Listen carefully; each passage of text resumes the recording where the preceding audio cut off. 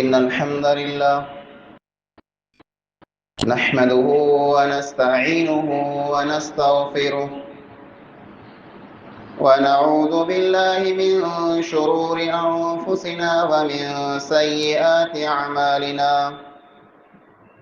من يهده الله فلا مضل له ومن يضلل فلا هادي له. وأشهد أن لا إله إلا الله وحده لا شريك له وأشهد أن محمدا عبده ورسوله. أما بعد فإن خير الحديث كتاب الله وخير الهدي هدي محمد صلى الله عليه وسلم وشر الأمور محدثاتها وكل محدثة بدعة وكل بدعة ضلالة وكل ضلالة في النار. أعوذ بالله السميع العليم من الشيطان الرجيم. بسم الله الرحمن الرحيم. قاف والقرآن المجيد بل عجبوا أن جاءهم منذر منهم فقال الكافرون هذا شيء عجيب أإذا متنا وكنا ترابا ذلك رجع بعيد قد علمنا ما تنقص الأرض منهم وعندنا كتاب حفيظ بل كذبوا بالحق لما جاءهم فهم في أمر مريج أفلم ينظروا إلى السماء فوقهم كيف بنيناها وزيناها وما لها من فروج والأرض مددناها وألقينا فيها رواسي وأنبتنا فيها من كل زوج بهيج تبصرة وذكرى لكل عبد منيب. وقال الله تعالى في كلامه المجيد ويضع عنهم إصرهم والأغلال التي كانت عليهم. हर किस्म जी हमदें सदा वडाई अने वाखाण इबादत ने बंदगी नकड़े अल्लाह वहदहु ला शरीक लहु जे लायक ने सजावार आहे जेको अल्लाह कुल कायनात जो तनहा खालिक ज़मीन अने आसमान जो अकेलो मालिक आहे। अल्लाह ताला जी मुख्तसर हमद खां बाद बेशुमार लातादाद दुरूद ऐं सलाम नाज़िल थिए अमूमन तमाम अंबिया अलैहिमुस्सलातु वस्सलाम मते खुसूसन पांजे प्यारे पैगंबर आखिरी नबी जनाब मुहम्मद मुस्तफ़ा अहमद मुश्तबा सल्लल्लाहु अलैहि वसल्लम मते अल्लाहुम्मा सल्लि व बारिक व सल्लिम अलैहि। हाज़िरीन जुमा, बुजुर्गों, नौजवान साथियों, माइक के ज़रिए सुनने वाली मुझे इस्लामी माओ ने भेणों, अज इन जुमे में खुतबे जो उन्वान है हिंदुस्तान की आज़ादी अने मुसलमान जो किरदार। अज जो डी हिंदुस्तान के रहवासी ला करे पामणी ला करे हिकिड़ो ख़ुशी जो ॾींहुं है। 15 अगस्त जैमें पाखे ये खबर है कि झंडो फहराए में अचे तो बीसार में स्कूल में प्रोग्राम थी पा वञो लिखार वही अचो पाण ही झंडो खुला लहराए में अचे तो ये प्रोग्राम खुला थिए था। 15 अगस्त पंहिंजी हिस्ट्री ने तारीख़ ओरो है अने पा मुसलमान जो उनमें केतिरो हिस्सो ने भाग है। मुझा अजीज भाइरो, अल्लाह ताला इंसान के पैदा करें तो इंसान के आज़ाद पैदा करें, कंहिंजो पण गुलाम नहीं बनाए। अल्लाह ताला इंसान के सिर्फ़ अने सिर्फ़ पिंड जो गुलाम बनाए। पर दुनिया में जरा माण्हुनि वटि ताक़त वधे थी, क़ुवत वधे थी, फ़ौज वधे थी, हुकूमत वधे थी, त हिकिड़ियूं क़ौमूं ताक़त जे नशे में ॿिए क़ौमे खे ग़ुलाम बनाए लाहियूं थियूं। पाण सां इंज थियो हो, जंहिं सरज़मीन मथे, जंहिं धरतीअ मथे, जंहिं देश में पाण रहूं था, अॼु खां 80 वरी पहिला ये देश आज़ाद न हो। तंहिंखां पहिला पाण पिंड पण आज़ाद न हुआसीं। पंहिंजा माइट, पंहिंजा वड़ियल या जेको पण हिन देश में धरतीअ मथे ज़िंदगी गुज़ारींदा हुआ, उन मथे अंग्रेज़ जो राज हो। पंहिंजो सॼो देश अंग्रेज़ जो ग़ुलाम हो। पोइ हिन ग़ुलामीअ खे ख़तमु करे लाइ करे, देश के आज़ाद कराए लाइ करे मड़े क़ौमूं बीरियूं थियूं जे पंहिंजे मुल्क में पंहिंजी ॻाल्हि नथी हले, पंहिंजी धरतीअ मथे पाण जेकी पोखियूं, पाण जेकी उगायूं, इहे मड़े पाण खां अंग्रेज़ झटे वञे थो। पाण जेकी कमायूं उन मां पण अंग्रेज़ पिंड जो हिस्सो कढी लाहे थो। ज़ुल्म है, बरबरीयत आहे, नाइंसाफ़ी आहे, अन्याय आहे, इन जे ख़िलाफ़ पाण मिणी खे लड़णो खपे। तंहिंमें मिणी कथा वधारे जंहिं हिस्सो ॻिणो हिन आज़ादीअ जी लड़ाईअ ने जंग में, उहे मुसलमान हुआ। मुसलमान एतिरे लाइ करे हुआ जे अंग्रेज़ जंहिं वटां हुकूमत झटियो हो, उहो मुसलमान वटां झटियो हो, ॿिए कंहिं वटां की न झटियो हो। जिन टाणे अंग्रेज़ हिते आया, उन टाणे हिन धरतीअ मथे, हिन देश में मुसलमान जी हुकूमत हुई। अने को हिकिड़े ॿ वरे जी न, तक़रीबन 800 वरे जी हुकूमत हुई। मुसलमान हिन देश मथे, हिन धरतीअ मथे, हिन ज़मीन मथे 800 वरे राज कयो। पोइ हुकूमत झटाणी मुसलमान वटां, त जंहिं वटां वस्तु झटिजे उनखे ॾुखी लॻे, उनखे पिंड जी वस्तु प्यारी वे थी जे मूं वटां झटाणी आहे। ॿिए खे कोड़ो परवाह आहे जे कंहिं वटां कोड़ो झटिजी वियो आहे। पाण वटां हुकूमत झटाणी वई, पंहिंजी सल्तनत ख़तमु थी वई, पंहिंजो राज अंग्रेज़ पाण वटां गिनी वियो हो, तंहिंजो पाण खे गुस्सो हो, तंहिंजो पंहिंजे दिलि में जज़्बो हो जे पाण पंहिंजी हुकूमत पाछी गिनो। तंहिं लाइ करे मुसलमान लड़िया हुआ। अने हिन अंग्रेज़ जे दौर खां पहिरीं जेको छैलो बादशाह हिन देश जो हो, उहो मुसलमान हो, जंहिंजो नालो बहादुर शाह ज़फ़र आहे। उनखे सज़ा इहे ॾिने वे अंग्रेज़ जे उन जा पुत्र जेको हुआ, नौजवान शहज़ादा 3 या 4 हुआ, नौजवान हुआ, अने बादशाह जा पुत्र बादशाह जड़ा वेंदा। बादशाह के साम्हूं उन जे नौजवान पुत्र के अंग्रेज दबा करे विधो, पिया के साम्हूं। रुगो एतिरो न, बल्कि बहादुर शाह ज़फ़र के जेको हिकिड़ो मुसलमान हुक्मरान हो, उनखे हिन मुल्क मां कढी छॾियो, वतन मां कढी छॾियो, म्यांमार बर्मा हलियो वियो, अने उते ई मौत आ वई। लगता नहीं है दिल मेरा उजड़े दयार में, हिकिड़ी शाइरी चयो हो, ये दुनिया हाणे अहिड़ी बनी वई है जे मुंहिंजो दिलि हिते लॻे ई नथो। हाणे दफन होने के लिए 2 गज ज़मीन न मिली कूचा यार में, मूंखे दफन थिए लाइ करे मुंहिंजे मुल्क में 2 गज ज़मीन मूंखे न मिली।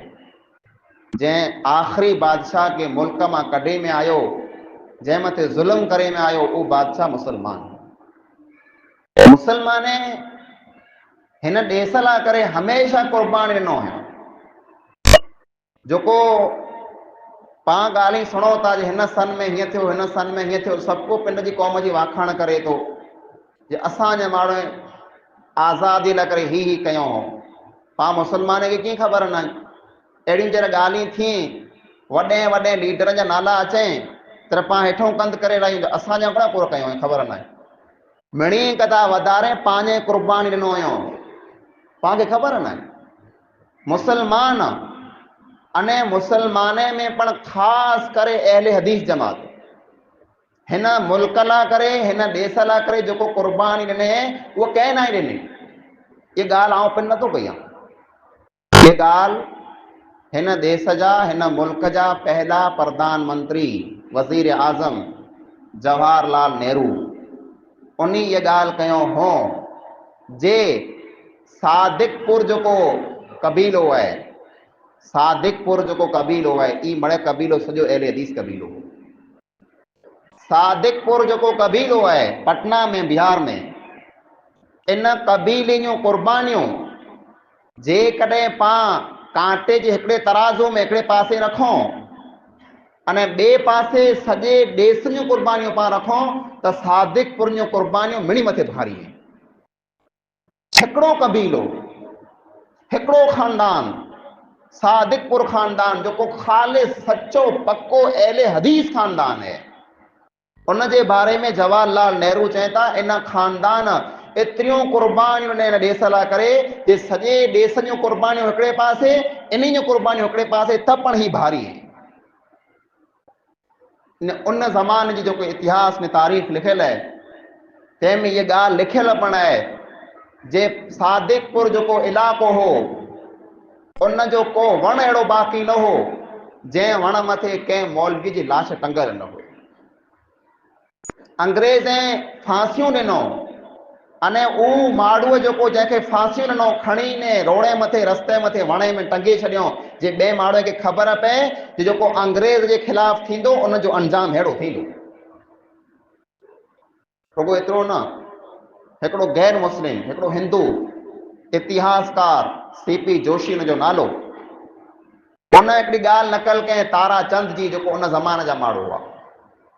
उहो चवनि था जे मुसलमाने ने ख़ासि करे अहले हदीसें हिन मुल्क लाइ करे, हिन वतन लाइ करे जेको क़ुर्बानी ॾिनो हुयो अहिड़ी कंहिं न ॾिनी, कंहिं पण न ॾिनी।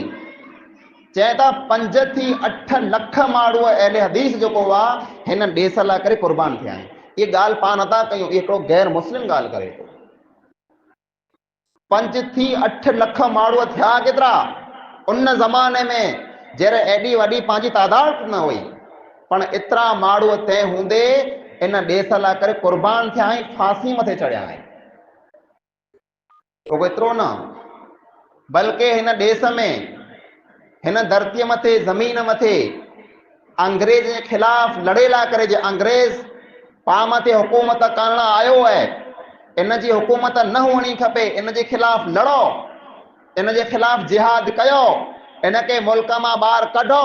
तंहिं लाइ करे मिणी कता पहिरीं जंहिं फ़तवो ॾिनो, फ़तवो लिखी मुसलमाने खे जंहिं हुकुम ॾिनो जे अंग्रेज़ खे मुल्क मां ॿाहिरि कढो, उहो हिकिड़ो अहले हदीस हो जंहिंजो नालो अब्दुल अज़ीज़ दहलवी आहे। शाह वलीउल्लाह मुहद्दिस दहलवी जो पुत्र आहे, वॾो आलिम आहे अने पंहिंजी निस्बत उन्ही से जुड़ियल आहे।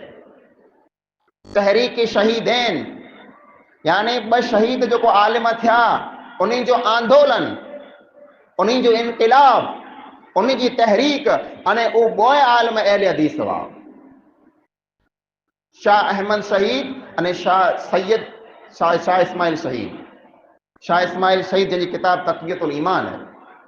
न अंग्रेज़ उन ज़माने में जंहिं किताब मथे प्रतिबंध लॻायो वञे ई किताब न छापणा खपे, ये किताब मुल्क में न हुअणा खपे, उन 3 किताब में हिकिड़ी किताब जेको हुई उहा तक़वियतुल ईमान पण हुई। खुला अंग्रेज़ खे ख़बर हुई जेको हिन तक़वियतुल ईमान खे पढ़ंदो उहो कॾहिं अंग्रेज़ जो ग़ुलाम की न रही सघंदो। ये किताब तो वो किताब है जेको सिखाए थी जे अल्लाह खां सिवा ॿिए कंहिंजा ग़ुलाम बनोज न, कंहिंजा पण न, त अंग्रेज़ जा ग़ुलाम कोला बनो था। इन किताब मथे प्रतिबंध लॻाइण में आयो हो। रुगो एतिरो न मुंहिंजा अज़ीज़ भाइरो, पंहिंजी तारीख़ वॾी तारीख़ है, पंहिंजो इतिहास वॾो इतिहास है। जेकॾहिं पाण ॼाण हलो त जेको काला पानी निकोबार अंडमान में जेको हिकिड़ा जज़ीरा आहिनि, जिते को वसंदी ना है, जिते को आबादी ना है, जिते को रहिज नथो, उन हंध मथे अंग्रेज हिकिड़ो जेल बनाए में, कैद खानो बनाए में। उन्हीं कैद खाने में, उन्हीं जेले में जंहिं माण्हू खे बंदि करे में अचींदो हो, ई उहो माण्हू हूंदा हुआ जेको अंग्रेज जे ख़िलाफ़ लड़ंदा हुआ। उते जेको माण्हू पुरल हुआ उन जेले में, जेको बंदि हुआ, उन 90% जेको हुआ उहो अहले हदीस उलमा हुआ।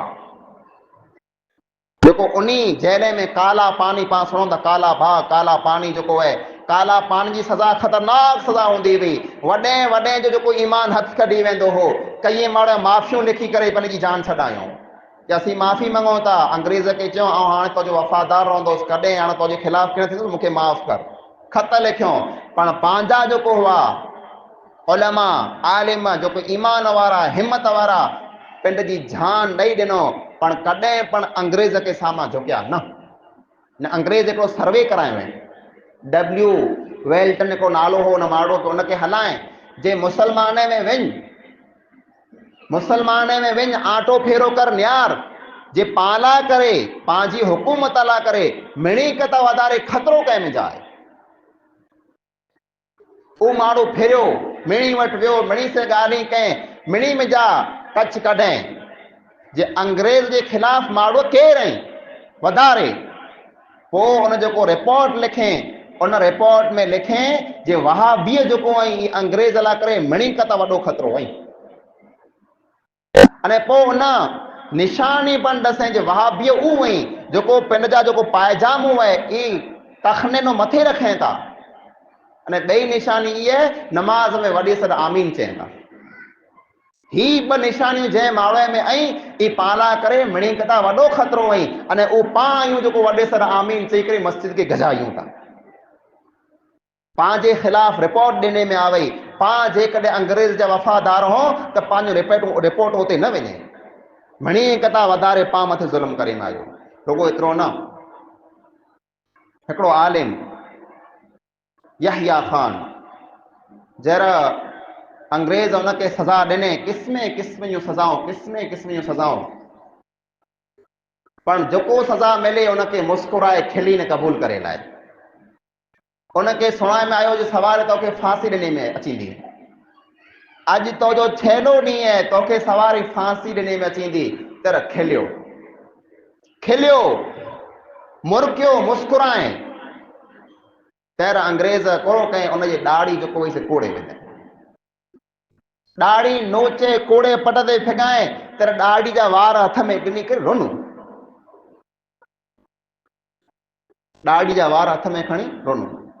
अंग्रेज पुछें जे काल तोखे चए में आयो तो चो सवारे छेलो ॾींहुं है, तोखे फांसी मिलंदी, मरी वेने, तर तूं खिले पे। अॼु तुंहिंजी ॾाढ़ी कोड़े में आ वई है, ॾाढ़ी नोचे में आ वई है, छिके में आ वई है, कढे में आ वई है, तर तूं ॾाढ़ी जा वार हथ में खणी रोए को थो। तर चए आऊं मूं पिंड मथे रुआं तो जे केतिरो बदनसीब आहियां, जे मुंहिंजी ॾाढ़ी मूंखां मां त अल्लाह ताला वटि पुॼी वई, आऊं न पुॼी सघियुसि।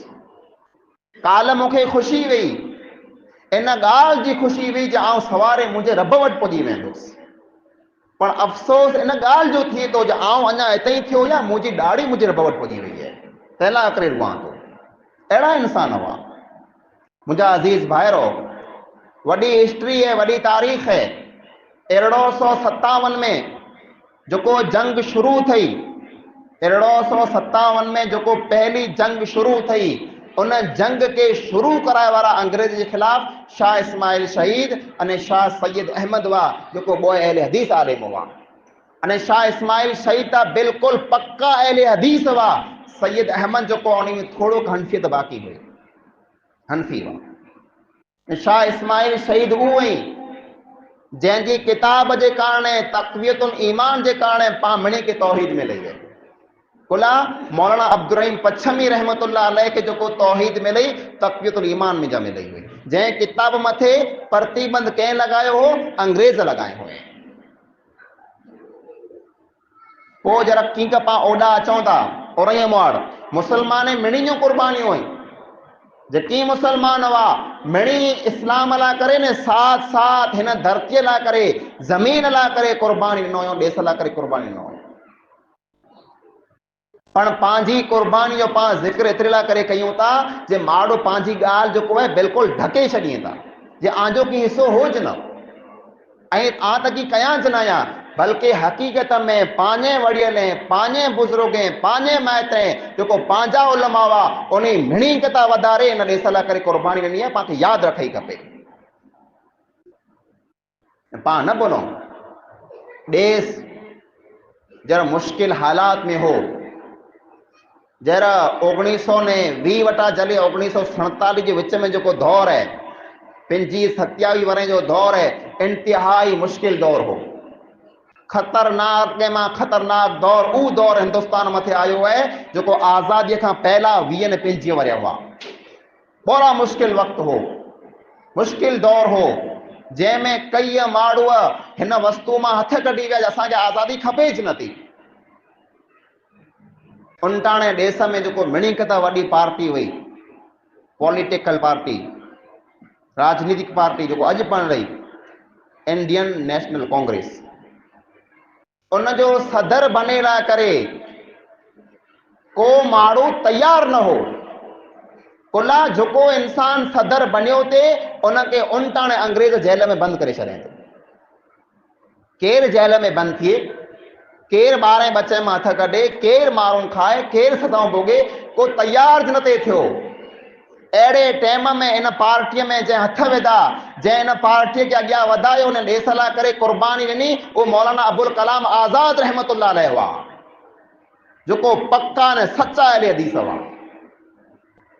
इन गुनाह के कारण, इन गलती के कारण जे माण्हू मड़े हथ कढी विया देश में जा, अबुल कलाम आज़ाद हथ न कढें तर नागपुर जे अहमदनगर जेल में जो 15 थी 17 वरे मौलाना अब्दुल कलाम आज़ाद के माण्हू बंद करे छॾियो, अंग्रेज पूरे छॾे। अहमदनगर जे जेल में किले में 15 थी 17 वरे मौलाना अब्दुल कलाम आज़ाद बंद हुआ, जेल में हुआ। मौलाना अब्दुल कलाम आज़ाद था उहे ही पंहिंजो देश अञा आज़ाद की न थियो हो तो मौलाना अबुल कलाम आज़ाद जी ज़बान में हथ ॿिन्ही में अल्लाह ताला अहिड़ी ताक़त रखे हुए, अहिड़ी ताक़त रखे हुए, उनटाणे कंहिं वटि पण न हुई। ज़बान मां बोलंदा हुआ त अहिड़ो बोलंदा हुआ जे माण्हुनि जो ज़हन बिल्कुलु बदिलाए छॾींदा हुआ, अने लिखंदा हुआ त अहिड़े ढंग से लिखंदा हुआ जे माण्हुनि जे ज़हन खे बिल्कुलु चेंज करे छॾींदा हुआ। मौलाना अबुल कलाम आज़ाद अञा नंढा हुआ, 12-13 वरे जा हुआ। पहिरियों हिकिड़ो पर्चो कढियो, हिकिड़ो मैगज़ीन कढियो जंहिंजो नालो रखियो अल बलाग। अल बलाग में मज़मून लिखंदा हुआ, आर्टिकल लिखंदा हुआ, माण्हुनि खे सम्झाईंदा हुआ जे ही जेको अंग्रेज है इनके मुल्क मां कढो, इनके सपोर्ट न कयो, इनके साथ न ॾियो, इनके मुल्क मां ॿाहिरि कढो। अल बलाग मथे प्रतिबंध लगी हुई, अंग्रेज बंद कराए छॾे, अल बलाग न निकिरणो खपे। तेरह मौलाना अबुल कलाम आज़ाद ॿियो पर्चो कढे, ॿियो मैगज़ीन कढे जंहिंजो नालो रखे अल हिलाल। अंग्रेज उनके पण बंद कराए छॾे। मौलाना अबुल कलाम आज़ाद जेल में हलिया विया, जेल में जा खत लिखंदा हुआ, जेल में वेही करे किताबूं लिखंदा हुआ, जेल में वेही करे क़ुरान जी तफ़सीर लिखंदा हुआ। पोइ जरा देश आज़ाद थियो तंहिंखां पहिला जी थोड़की ॻाल्हि है कि पंहिंजे पासे जो उन ज़माने में तहरीक हलई थी हिन पंहिंजे इलाके में कच्छ में सिंध में, उहा तहरीक हुई जंहिंजो नालो रेशमी रूमाल। रेशमी रूमाल तहरीक जो आंदोलन जो नालो हो, जंहिंमें पंहिंजा ही उलमा मौलवी हाजी अहमद मल्ला, खैर मोहम्मद निज़ामाणी, मौलाना अब्दुल रहीम पच्छमी, ये जेकी आलम हुआ इन तहरीक में मड़ जुड़ल हुआ। उन ज़माने जी ॻाल्हि है। अने पोइ देश खे जेको नारो मिलियो भारत छोड़ो, भारत छोड़ो जेको नालो मिलियो हो, नालो कच्छ मां मिलियो, ई नारो न कच्छ मां निकिरियो हो। यूसुफ मेहर अली कच्छ जा हुआ, जंहिं ई नारो हयो हो जे भारत छोड़ो, अंग्रेज़ खे चयो भारत छोड़ो, भारत छोड़ो, भारत मां निकिरी वञो। ई जंहिं नारो हयो वो मुसलमान हो। यूसुफ मेहर अली नालो ने कच्छ जो इंसान हो। पां पंहिंजी तारीख़ भुली विया आहियूं। पांखे ना यादि जे पां केॾा हुआसीं, पां केॾा वञूं पिया। पोइ देश जरा आज़ाद थियो त देश जा ॿ भाग थिया ते, देश जा ॿ भाग थिया ते। मुसलमान मड़े हिकिड़े पासे विया पे अने पुठियां मुसलमान को बाक़ी बचियो न ते। तर अबुल कलाम आज़ाद रहमतुल्लाह अलैह वा जंहिं जामा मस्जिद दिल्ली जी सीढ़ीअ मथे उभी करे लखूं माण्हू लॾो तयार करे घरे में जा हथ कढी मुल्क ने वतन के छॾे पिन जो मुल्क छॾे विया ते। तर सीढ़ी मथे उभी करे मौलाना अबुल कलाम आज़ाद रहमतुल्लाह अलैह जेको तकरीर कयो हो उन तकरीर के सुनो, उनके पढ़ो, उनके समझो तो खबर पए पां करो वासी। माण्हू जे ईमान के झागाए छॾियो, इरादे के बदलाए छॾियो, जज्बे के चेंज करे छॾियो। ई मौलाना अबुल कलाम आज़ाद हुआ। पुछियो हो ऐं छॾे वञो था पंहिंजे हिन मीनारे के ने पंहिंजे मिंबर के, इन जे पुठियां केरु कंदो? जंहिं ज़मीन के जंहिं धरतीअ के आबाद कयो है उन धरतीअ के ऐं वीरान कयो था ऐं वञो केॾा था?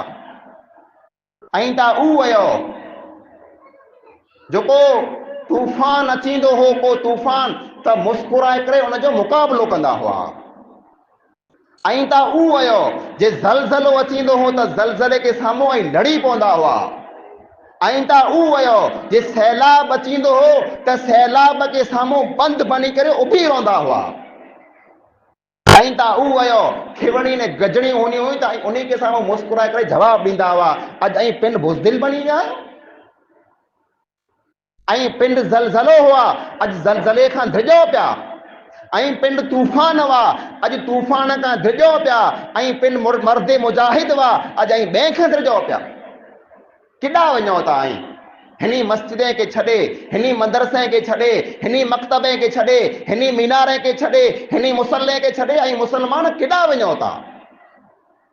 ही ताजमहल पंहिंजो है, ही कुतुब मीनार पंहिंजो है, ही लाल किलो पंहिंजो है, ही देश पंहिंजो है, ये धरती पंहिंजी है। पांखे केॾा पण नाहे वञणो। ये तकरीर हुई, तकरीर वॾी हुई, अमोक अल्फाज मूं आंखे सां बयान कया। ये तकरीर थई, माण्हू पिण जो लॾो लाए छॾियो जे असांखे नाहे वञणो। पां आहियूं जेको रही वियासीं। अॼु पाण मुसलमान जेको पंहिंजी थी 3 करोड़ मुसलमान हिंदुस्तान में बाक़ी बचा, हिकिड़े आलिम जी मेहनत है, हिकिड़े आलिम जी तकरीर है। अने वो आलिम केर है? अबुल कलाम आज़ाद रहमतुल्लाह अलैह जेको पक्को ने सचो अहले हदीस आलिम है। मुंहिंजा अज़ीज़ भाइरो, पंहिंजी तारीख़ वॾी है, मड़े तकरीर में पां बयान न करे सघूं। आऊं आस 3 वस्तु जी गुज़ारिश करणु चाहियां थो। हिकिड़ी वस्तु त ई है जे पंहिंजी तारीख़ के पां यादि रखूं, पंहिंजी तारीख़ के पां सुनो, पां सम्झो। जेकॾहिं पां पढ़ियल आहियूं, पंहिंजी तारीख़ के पां वाचियूं कि असांजो इतिहास कहिड़ो है। पां मिणी वटि मोबाइल है, मोबाइल में पां सॼी ॼमार कढी छॾई नौजवान फालतू ने बेमक़सद वस्तु न्यारे में, नाटक न्यारे में, कॉमेडियूं न्यारे में, फिल्मूं न्यारे में पां पंहिंजी मोबाइल के इस्तेमालु कयूं पिया। इन ई हंध मथे वॾे वॾे उलमा जा खे बयान मिलंदा हिंदुस्तान जी आज़ादीअ में पंहिंजो कहिड़ो किरदारु हो। पंहिंजे मौलवी पंहिंजे माण्हूअ कहिड़ी कहिड़ी महिनत कयूं देश लाइ करे, उनखे सुणो ऐं ॿिए खे सुणाए सघो, ॿिए खे सम्झाए सघो। पढ़ियल लिखियल जेकॾहिं आहियो त पढ़ो, वाचियो जे पंहिंजो इतिहास कहिड़ो आहे, पंहिंजी तारीख़ कहिड़ो आहे। ॿिए नंबर मथे इहा अपील न गुज़ारिश जे वतन जी मोहब्बत पां मिणी जी दिलि में जाए। पां देश के प्यार कयूं था, मोहब्बत कयूं था, पण अमोक माण्हू अहिड़ा पढ़नि था देश जी मोहब्बत में, वतन जी मोहब्बत में दीन खे भुली वञनि था। ऊ कम पां मड़े करे छॾियूं था जेको पंहिंजे दीन जे ख़िलाफ़ वेंदा। अमोक माण्हू अहिड़ा पढ़नि था देश जी मोहब्बत जे नाले मथे, वतन जी मोहब्बत जे नाले मथे कंहिं मूर्तिअ के साम्हूं जेको आहे अगरबत्ती खणी उभी रहनि था। ग़लति है। पंहिंजो अक़ीदो न विझणो खपे। हाँ, पंहिंजो देश प्यारो है, पंहिंजे वॾियल पंहिंजे माइट क़ुर्बानी ॾिनी है, ने सवारे मौक़ो अचींदो त पां पण इंशाअल्लाह क़ुर्बानी ॾींदासीं वतन लाइ करे। पर जेको पंहिंजी अक़ीद जे ख़िलाफ़ है, दीन जे ख़िलाफ़ वस्तु है, अमल उ पांखे नाहे करणो। टी गुज़ारिश ने अपील ई है जे पंहिंजे अख़लाक़ खे पां सुधारियूं।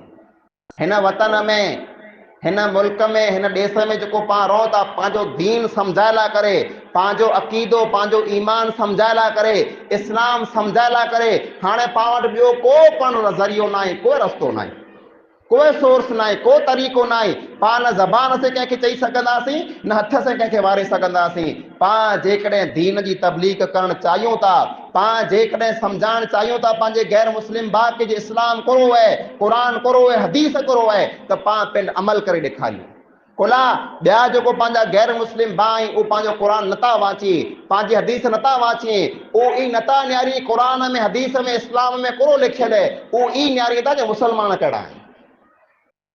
पाण जेकॾहिं ख़ासा हूंदासीं त पंहिंजे दीन जी वाखाण थींदी, पाण जेकॾहिं ख़राबु थींदासीं पंहिंजे दीन खे माण्हू ख़राबु सम्झंदा। पंहिंजे अख़लाक खे पाण सुधारियूं, पंहिंजे अमल खे पाण सुधारियूं, पंहिंजे तौर तरीक़े खे पाण सुधारियूं। अने जेको इहा ॻाल्हि हलई पई तारीख़ जी, हिस्ट्रीअ जी, इतिहास जी, इन मथे पाण ध्यानु ॾियूं। पंहिंजे इतिहास खे माण्हू हराना ख़तमु कयूं पिया, फिटाइए पिया, मिटाइए पिया। सवारे जेको नई नस्ल अची ईंदी उनखे ख़बर पण की न हूंदी जे हिन ॾेस लाइ करे असांजे माइटनि कुल क़ुर्बानियूं न हुयूं। अल्लाह रब्बुल आलमीन खां दुआ आहे जेकी पण ॻाल्हियूं पाण क़ुर हदीस जे मुताबिक़ सुनियूं, अल्लाह ताला पाण मणी खे अमल करी तौफ़ीक़ अता फरमाए। अल्लाह रब्बुल आलमीन पंहिंजे वतन खे हमेशह आबाद रखे, सही सलामत रखे। पंहिंजे वतन में अल्लाह रब्बुल आलमीन अमन ऐं शांति हमेशह क़ाइमु रखे। अल्लाह रब्बुल आलमीन पाण खे जैसीं जियारे इस्लाम मथे जियारे, पंहिंजो ख़ात्मो फरमाए त ला इलाहा इल्लल्लाह मुहम्मद रसूलुल्लाह मथे फरमाए। पाण जैसे जहिड़ा हों अल्लाह रब्बुल आलमीन जी इबादत कयूं। पाण मुंहिंजा जेको इंसान बीमार आहीं अल्लाह उनखे शिफ़ाए कामिला अजरा अता फरमाए। जेकी मरी विया अल्लाह ताला उनजी क़ब्र खे कुशा अता फरमाए। पाण खे हाणे सख़्तु हिकिड़ी वस्तु जी ज़रूरत आहे, पाण मड़े वाट न्यारे वेठा आहियूं। अल्लाह जी रहमत जी, बरकत जी, मींहं जी, जे अल्लाह रब्बुल आलमीन पाण मथे बरकती रहमती मींहुं वसाए। पंहिंजो माल उञ में आहे, पंहिंजा खेत्र सुकी रहिया आहिनि, पंहिंजो भाउ मुड़ी रहियो आहे। अल्लाह रब्बुल आलमीन जे दरबार में पाण हथ फैलायूं था, रब्बे रहमान तो जेको वरसाद के असां मथे मांद नाज़िल कयो हुए, अल्लाह तूं वरी असां मथे रहमती बरकती मींहुं वसा। अल्लाह असांखे पलर पाणी पियार, अल्लाह असांजे माल जी तूं उञ खे दूर फरमा, अल्लाह असांजी ज़मीन खे तूं आबाद फरमा, असांजे खेत्रनि खे तूं आबाद फरमा। अल्लाह असां मथे जल्द अज जल्द रहमती बरकती मींहुं वसा। अल्लाहुम्मा अस्क़िना गईसन मुगीसा मरियम मरिया नाफ़िअन गैर दारिन आजिलन गैर आजिल। अल्लाहुम्मा अस्क़ि इबादका व बहीमतका वंशुर रहमतका व अहयी बलदकल मय्यित वमा अलैना इल्लल बलाग।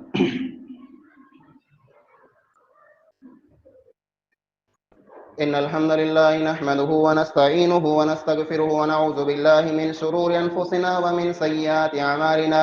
मन यहदिहिल्लाहु फला मुदिल्ल लहु व मन युद्लिल फला हादिय लहु। وأشهد أن لا إله إلا الله وحده لا شريك له وأشهد أن محمدا عبده ورسوله أما بعد أعوذ بالله من الشيطان الرجيم بسم الله الرحمن الرحيم إن الله وملائكته يصلون على النبي يا أيها الذين آمنوا صلوا عليه وسلموا تسليما اللهم صل على محمد وعلى آل محمد كما صليت على إبراهيم وعلى آل إبراهيم إنك حميد مجيد اللهم بارك على محمد وعلى آل محمد كما باركت على إبراهيم وعلى آل إبراهيم إنك حميد مجيد عباد الله رحمكم الله إن الله يأمر بالعدل والإحسان وإيتاء ذي القربى وينهى عن الفحشاء والمنكر والبغي يعظكم لعلكم تذكرون واذكروا الله يذكركم وادعوه يستجب لكم ولذكر الله تعالى أعلى وأكبر والله يعلم ما تصنعون.